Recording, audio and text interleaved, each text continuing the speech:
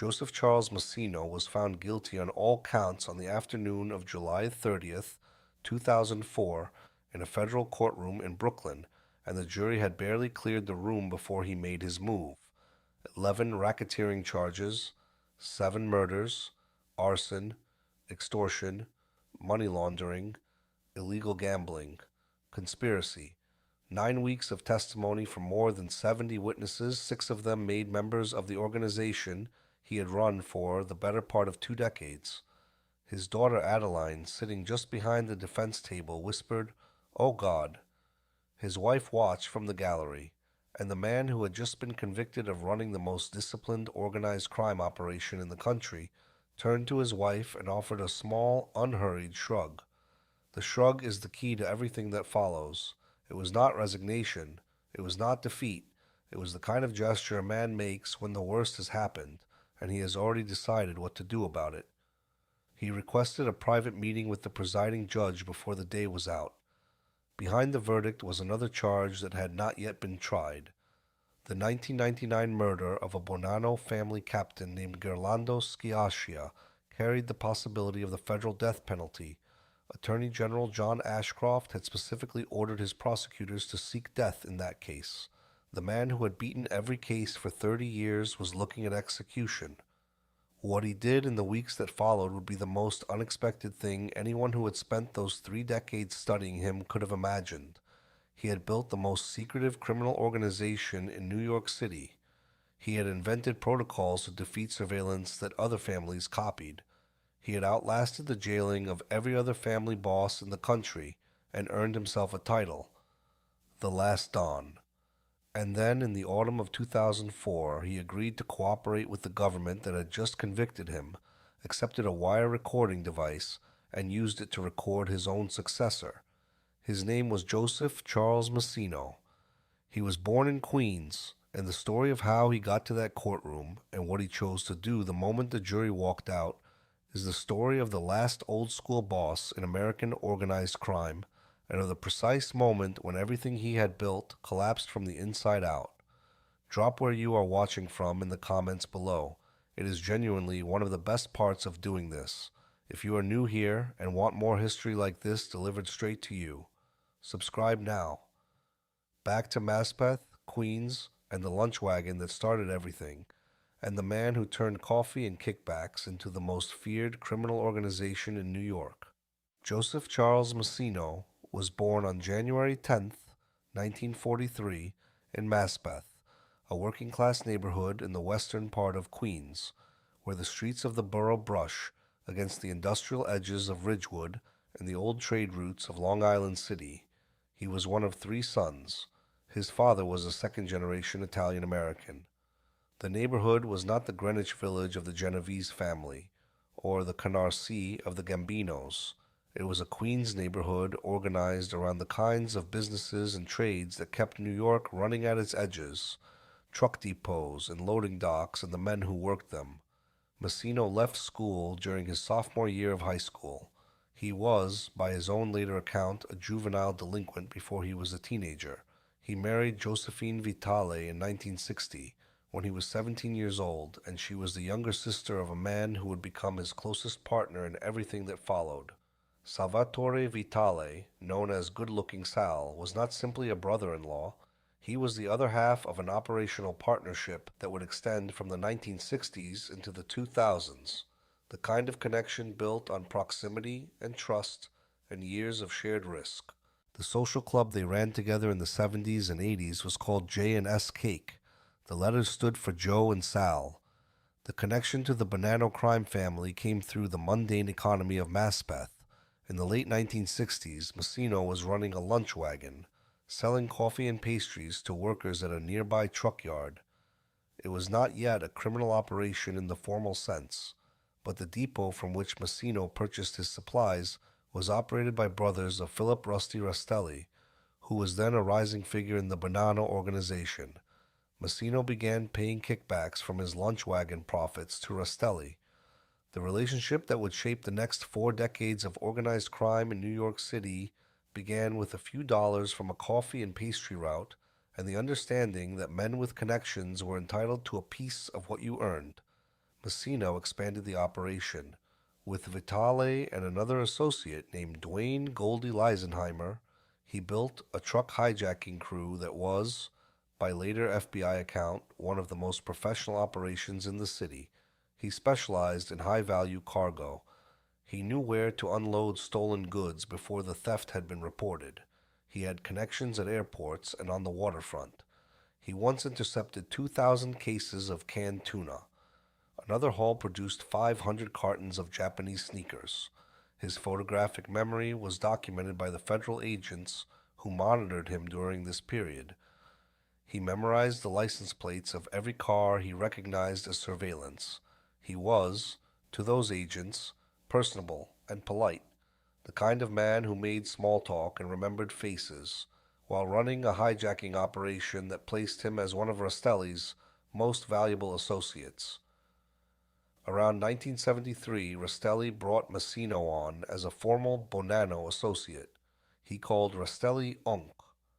The mentor and the student shared a working-class Queens world, a similar approach to the discipline required for staying out of prison, and an understanding of what the organization demanded of a man who wanted to rise within it. By the late 1960s, the Bonanno family that Massino was rising through was not a stable organization, and understanding what it had become matters for understanding what he would eventually do to it. The family's founder, Joseph Bonanno himself, had been forced out in the Banana Wars of the 1960s, a period of internal conflict and external pressure that left the organization's leadership structure without a clear succession.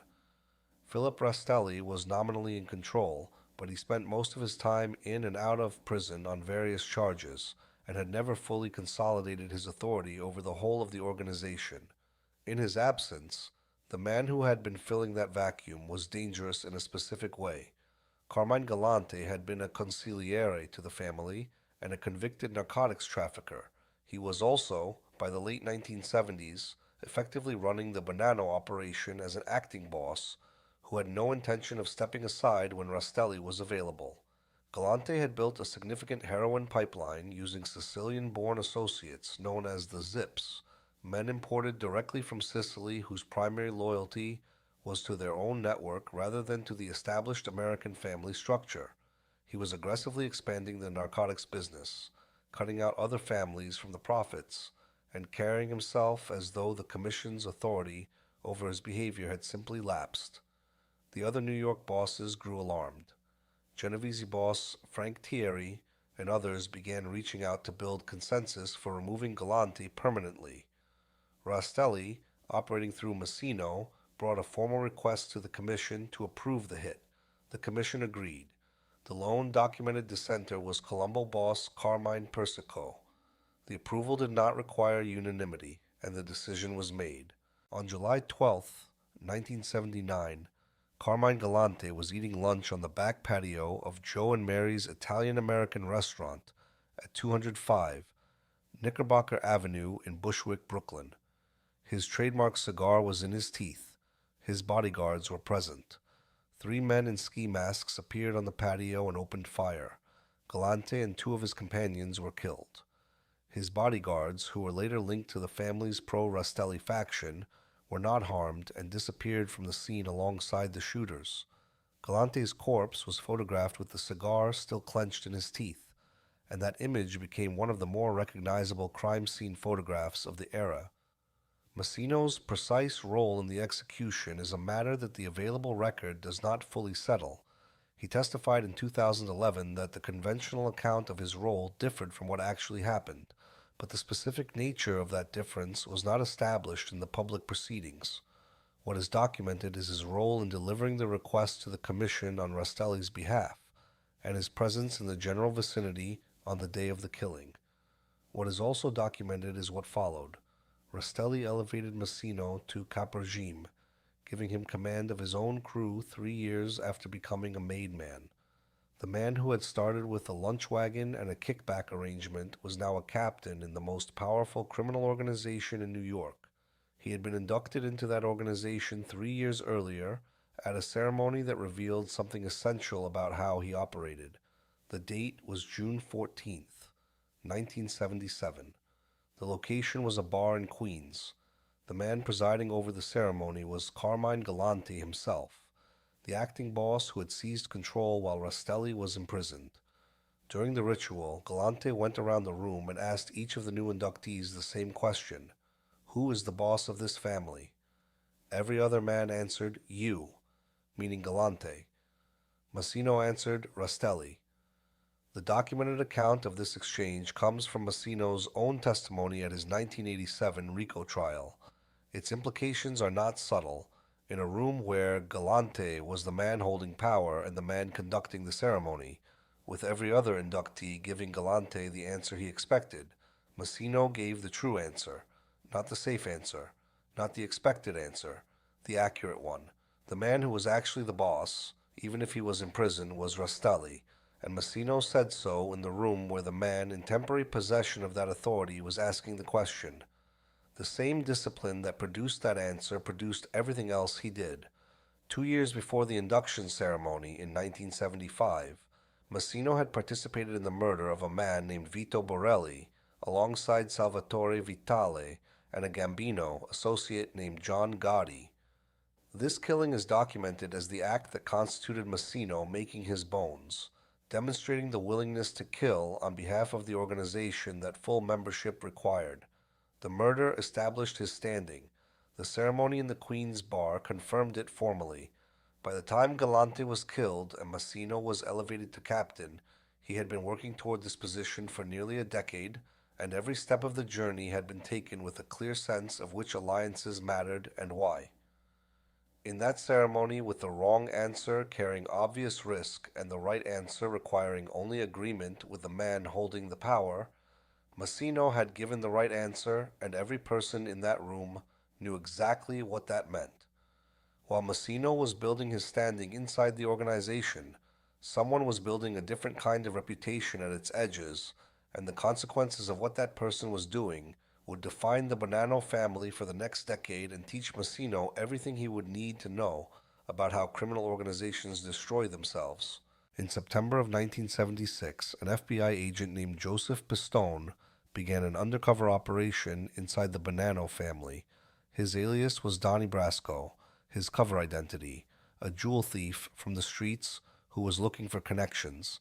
His point of entry into the family came through a captain named Anthony Mira, who introduced him to the broader organization.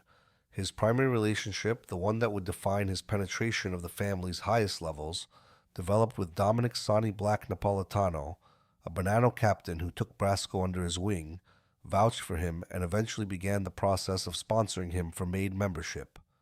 Pistone operated for nearly 5 years. He attended meetings. He participated in planning sessions. He was present at gatherings where organizational decisions were made and where the kind of conversations that federal prosecutors dream about took place. He came closer to official Cosa Nostra membership than any federal agent in the documented history of the program. The FBI pulled him on July 26, 1981. What his operation had gathered across nearly 5 years of documented access produced more than 120 convictions and left the Bonanno family in a state of crisis that Massino would spend the next decade and a half trying to repair. But the most important document the Pistone operation produced was not any recording or any testimony. It was a negative. The documentation of what did not happen because one man followed his instincts and overrode an invitation. Massino had been suspicious of Donnie Brasco from early in the operation. He could not have articulated why. No specific evidence had given him reason to doubt Brasco's credentials, but he instructed his crew to stay away from the man, and when Napolitano suggested including Brasco in the planning for what would happen on May 5, 1981, Massino vetoed it. The instinct that kept Brasco out of that meeting kept an FBI agent out of a murder scene, and everything that follows from that single decision belongs in the category of history, altered by a man acting on something he could not fully explain. Before the Pistone operation ended, and before its full consequences could be assessed, Massino had already begun addressing a separate problem, one that had been building since the months after Galante's death. The murder of Carmine Galante had not unified the Bonanno family under Rastelli. It had produced precisely the opposite effect.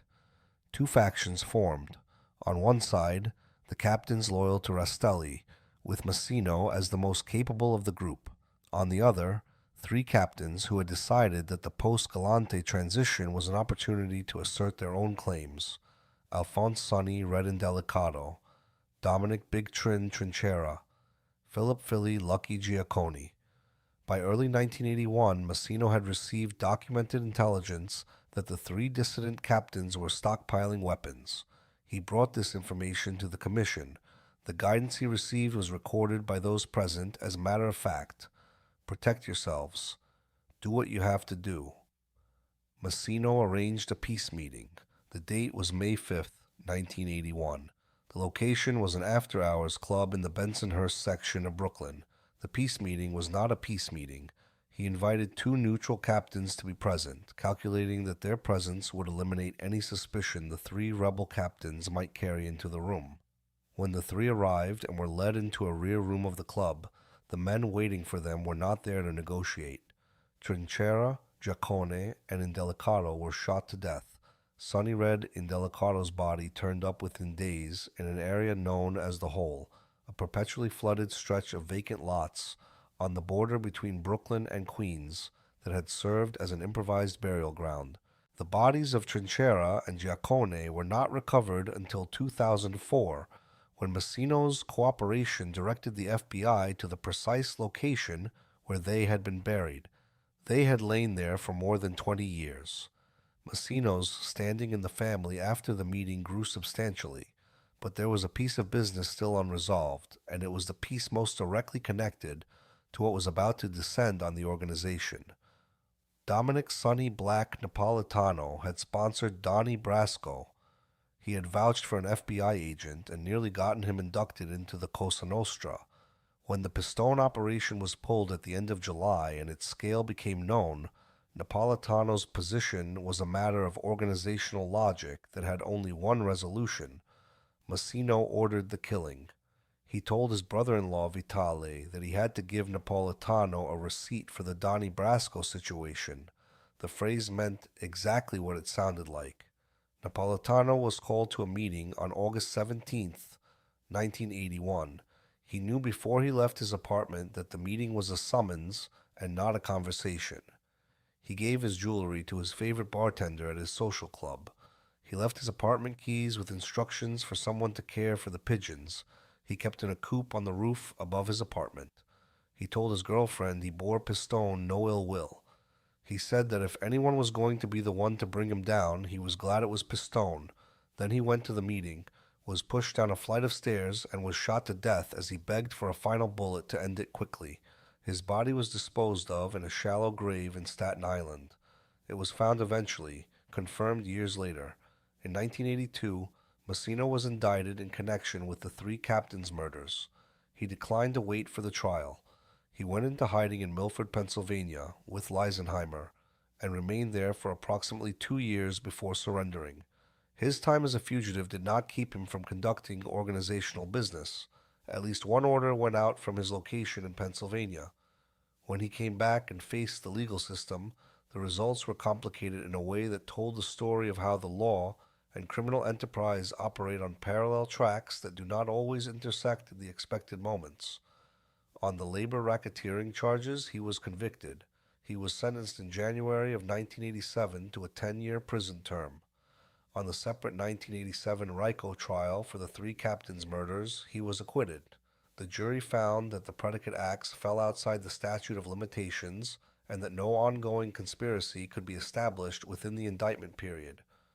The murders of three captains in the back room of a Brooklyn social club were real, documented by testimony and physical evidence, and they produced an acquittal. The distance between what happened and what could be proven in a federal courtroom was, once again, the distance that mattered. The same period produced an institutional accident that would shape the next decade of the Bonanno family's existence in ways no one involved had intended. The Mafia Commission trial of 1986 assembled the government's most comprehensive RICO prosecution against organized crime and produced convictions of the bosses of 4 of the 5 New York families. The Bonanno family was excluded from the trial. The reason for the exclusion was the Pistone operation. The family had already lost its commission seat as punishment for having allowed an FBI agent to penetrate its hierarchy so deeply, and the government no longer considered it a significant enough criminal organization to include in the flagship prosecution. The exclusion that was meant as a punishment became a shield. While every other New York boss was convicted and sentenced in the commission trial, the Bonanno hierarchy remained intact.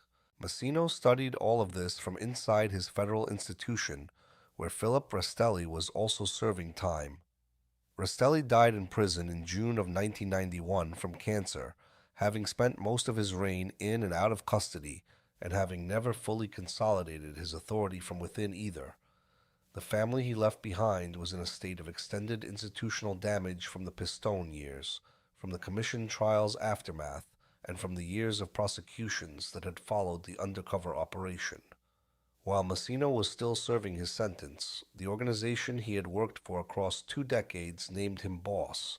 He was released on parole in 1992.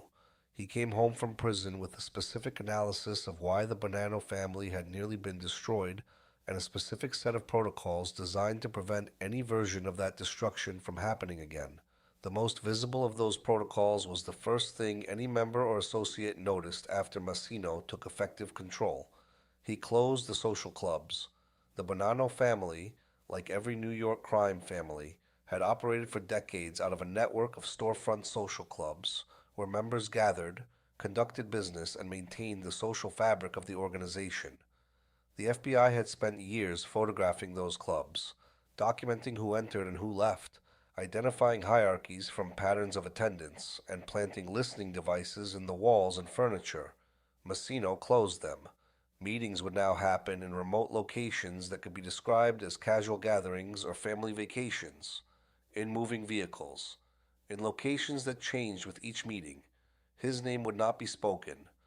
Members who needed to refer to him in conversation would touch their ear, a gesture that could pass unnoticed by a surveillance camera or a bystander, and that produced, among law enforcement, the nickname the Ear, to supplement the existing Big Joey and the newly acquired Last Don.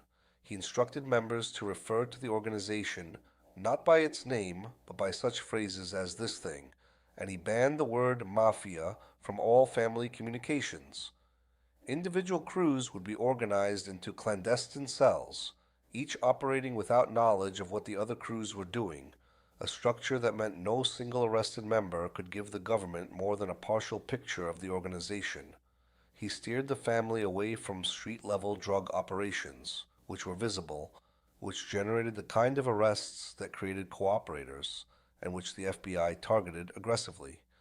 The focus shifted toward labor union racketeering, financial crimes, and the kinds of operations that required accounting rather than street presence to dismantle. He ran his operations from a restaurant in Queens called Casa Blanca, where pictures of Humphrey Bogart and Ingrid Bergman hung on the walls, and where mobsters conducted business beneath the gaze of 2 people who had spent their careers performing roles they were not actually living. Under these protocols, the Bonanno family rebuilt. The commission seat that had been stripped as punishment for the Pistone debacle was restored. The family's operations expanded in scope and in earnings. The organization that had nearly ceased to exist in the early 1980s became, by the late 1990s, what the FBI assessed as the strongest Bonanno operation in decades. And through all of it, the Bonanno family held a distinction that no other New York crime family could claim. Not one of its members had ever become a government informant or agreed to testify against the organization. Massino regarded this fact as the record that defined what he had built. His understanding of the Pistone disaster was specific. An outsider had been allowed in because a captain's judgment had failed. The solution was not only to tighten vetting, but to build an organizational culture in which the cost of cooperation was understood to be permanent and irreversible. The record held, and while it held, he stood alone among the New York bosses in a way that the press noticed and documented with a title that was accurate in every particular. By 2001, every other boss of the 5 families was in prison. The press called him the Last Don. The word that describes what Massino had built during the 1990s is the same word that describes what Galante could not build and what Gotti actively dismantled. Discipline. At exactly the period when John Gotti was making himself the most famous mob boss in American history, appearing at press events and waving to cameras and holding his weekly capo meetings at the Ravenite Social Club in full view of FBI photographers, Massino was doing the structural opposite of everything Gotti was doing. Gotti was convicted in 1992 and died in a federal prison in June of 2002. The two men had run the two largest families in the city simultaneously for the same years, and they chose opposite organizational philosophies. One became famous. One, for a while, remained free. But there was a murder in 1999 that carried consequences Massino could not have fully calculated at the time. Gerlando Schiaccia, known as George from Canada, was a Sicilian-born Bonanno captain who had built his career running the family's Montreal connections through his ties to the Rizzuto crime family in Quebec. He had been deported from Canada as a public menace and relocated to New York, where he continued his work for the Bonanno organization. The documented reason Massino ordered his death was organizational. Schiaccia had accused one of Massino's favored capos of cocaine use, which was both an organizational accusation and a personal affront. In March of 1999, Schiaccia was found in the Bronx with 5 bullet wounds to the head and torso. The murder of Gerlando Schiaccia would become the basis of a capital charge. It was the 8th murder that would follow Massino from the Brooklyn courtroom in 2004 into the calculation he made in its aftermath. He could not have known, ordering the killing in 1999, that it would be the instrument of his potential execution. He knew only that a problem had been removed. In 2002, something changed. For the first time in the documented history of the Bonanno crime family, a made member agreed to cooperate with the federal government. His name was Frank Coppa Sr., a Bonanno captain who became the first made member to break omerta in the family's recorded existence. He was not the last. A second captain followed. An FBI forensic accounting investigation targeting Massino directly was already underway. On January 9th, 2003, federal agents arrested Joseph Massino on a sweeping RICO indictment. Salvatore Vitale was arrested in the same action. The two men who had built their partnership from a Queens truck depot, who had run hijacking operations and murders and loan sharking together across 3 decades, who were bound not only by crime but by family through Massino's marriage to Vitale's sister, were indicted together on the same day. What followed was a decision that Vitale made with a specific and documented logic. He was facing his own murder charges separately from the RICO case, and he understood that his position on Massino's hit list, confirmed by sources in the family, meant that remaining loyal would not protect him. The man he had called a surrogate older brother his entire adult life had added his name to a list of people to be killed. Vitale agreed to cooperate with the government and testify against his brother-in-law. The testimony Vitale provided was, by accounts of those who covered the trial, as comprehensive and damaging as anything the government had produced against a New York family boss since Salvatore Gravano testified against John Gotti in the early 1990s. Vitale had been present at, or had knowledge of killings dating back to the 1970s. He directed the FBI to the hole, the burial ground in Ozone Park, where the bodies of Trinchera and Giacone had been concealed for more than 20 years. He described in detail the murders Massino had authorized and the organizational structure Massino had built. The man who was named in the social club sign, the other letter, in J&S cake, dismantled from the witness stand what the two of them had built together from the lunch wagon. The trial before Judge Nicholas Garofis in the Eastern District of New York ran for 9 weeks. The government called more than 70 witnesses, including 6 made members of the Bonanno family who had become cooperating witnesses. Prior FBI surveillance at Massino's Bronx Social Club had produced wiretap evidence of coded conversations. The prosecution assembled a case that covered a quarter century of documented criminal activity, the 3 captains' murders, the Napolitano killing, the Sciascia murder, the labor racketeering operations, the loan sharking, the extortion, the gambling enterprises, and the financial crimes that ran through all of it. The jury deliberated for 5 days. On July 30th, 2004, the verdicts were read. Guilty on all counts. 11 racketeering charges, 7 murders, arson, extortion, money laundering, illegal gambling, conspiracy. His daughter Adeline, sitting just behind the defense table, said, "Oh God," in a voice audible to those nearby. Massino stood impassively as the list was read. When it was over, he turned to his wife and offered the shrug. While his lawyers were already in conversation with the court about the forfeiture of his assets, Massino was asking for a private meeting with Judge Garofis. The meeting was granted. What he communicated in that meeting was not what anyone in the courthouse had anticipated from the last dawn of the American Mafia. The specific arithmetic of his situation was not difficult to calculate.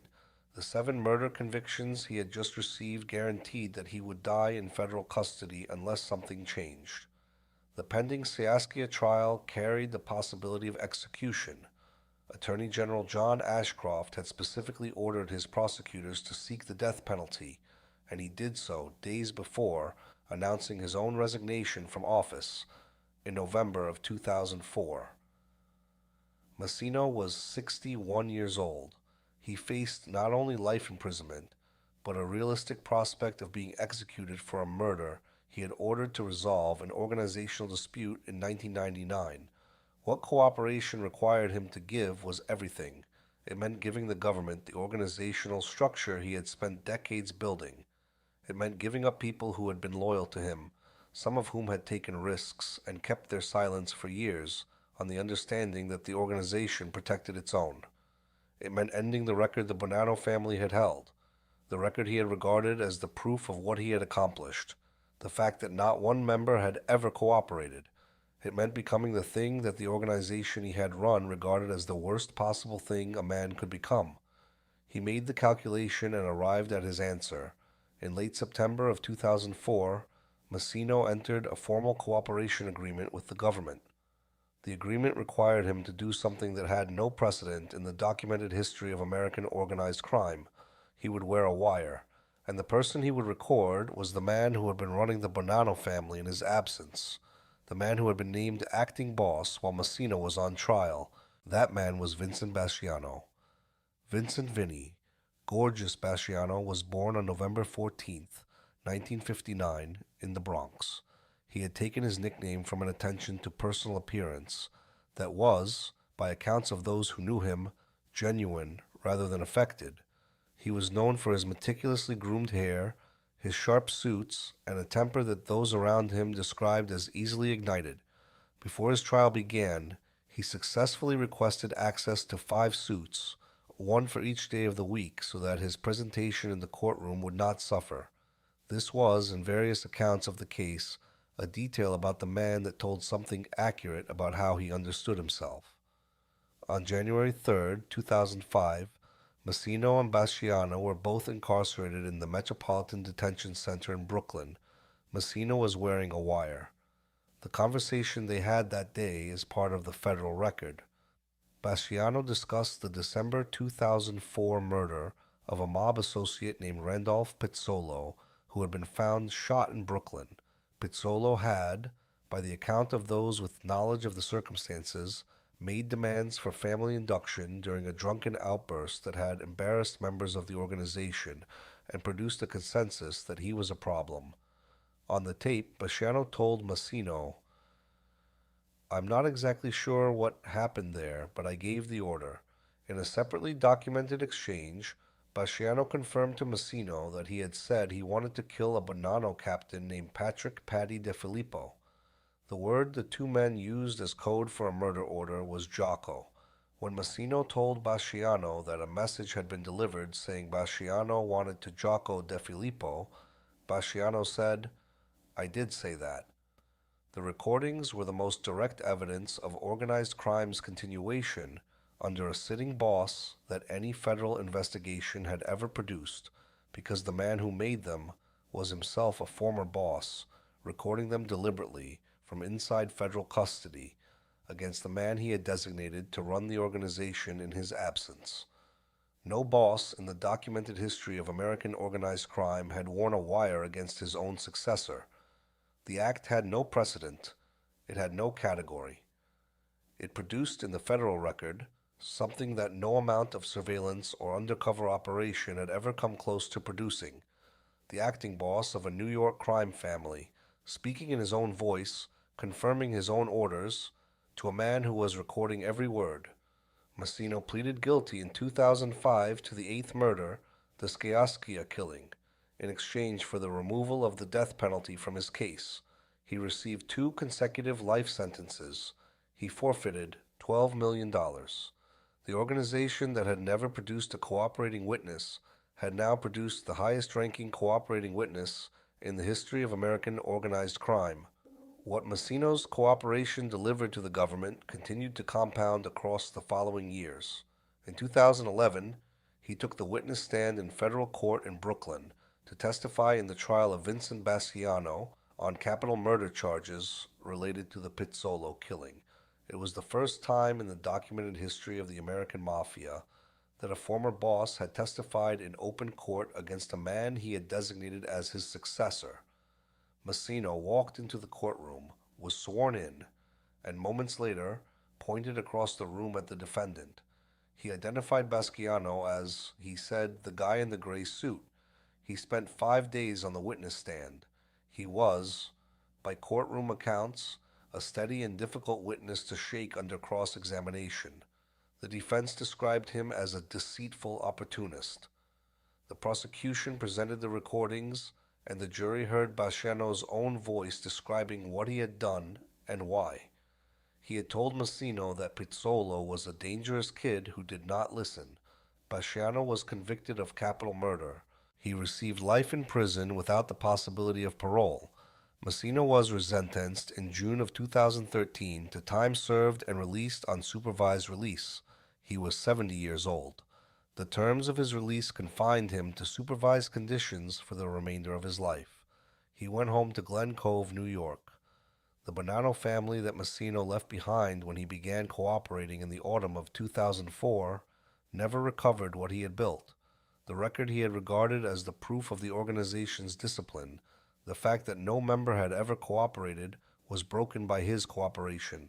The captains who had been loyal to him, the made members who had taken his organizational protocols seriously, the structure he had designed specifically to prevent what had happened to the family in the Pistone years, all of it had been delivered to the government by the man who designed it. The cooperation did not merely expose the organization.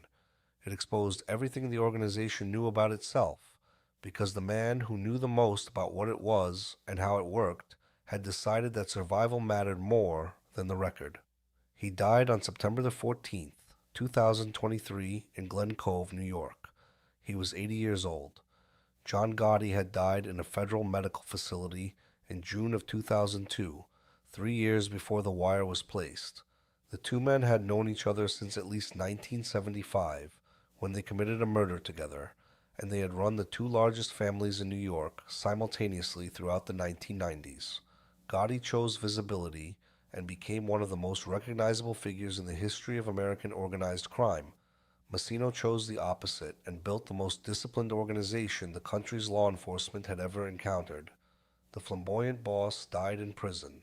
The invisible boss walked out of federal custody at age 70 and lived another decade after that in Glen Cove on supervised release as a free man.